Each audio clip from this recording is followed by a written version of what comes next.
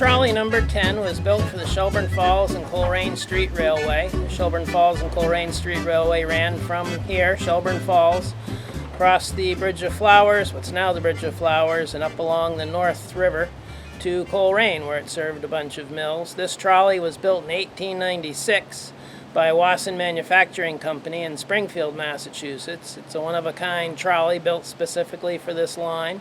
It's a little narrower and shorter than most trolleys. It's called a combine. You can see that there's a freight compartment here and then a passenger section further back. So the combine was short for a combination car, a combination of freight and passenger. And this car ran from 1896 until 1927, along with other cars hauling passengers, and this car could pull a couple of freight cars if they weren't too heavy, and served the community for roughly 30 years. It took kids to school, it carried produce from the farms to markets, it took farmers in to see the banker to get an extension on the loan, it took people in to see the doctor, it took people in to catch the train at Shelburne Falls Union Station so they could go into Greenfield or North Adams on the train to go shopping or to go to school for a week of school. So what does the trolley do nowadays? Now the trolley is used as an interpretive tool to help people see what transportation and life in general was like here 120 years ago, when the trolley was pretty much the way to get from town to the farm, or farm to town, or into to catch the train on the Boston and Maine to somewhere else.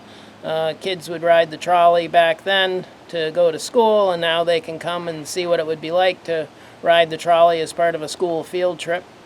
And we give a little talk on every trip telling about pretty much what I've just told you about the history of number 10. So we use it as a sort of a hands-on, feet-on, interactive, interpretive tool for teaching history and railroad history.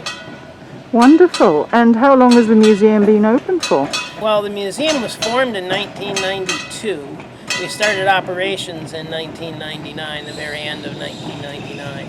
So if we had been open this year, this would have been our 21st year of operation.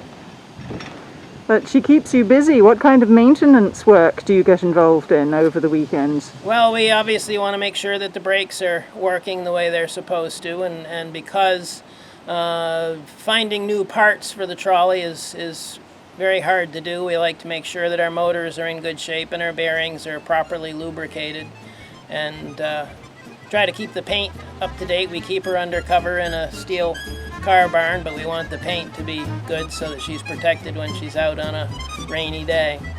Okay, so there's plenty going on here year round. Yep. Do you have any kind of hands-on experiential learning that young people could get involved in? Yes, there's lots of things that people could do here to volunteer, either as, once we open up again, as trolley car motormen and conductors, or pump car operator. We also have painting and carpentry and restoration work on the other trolleys that can be done as well.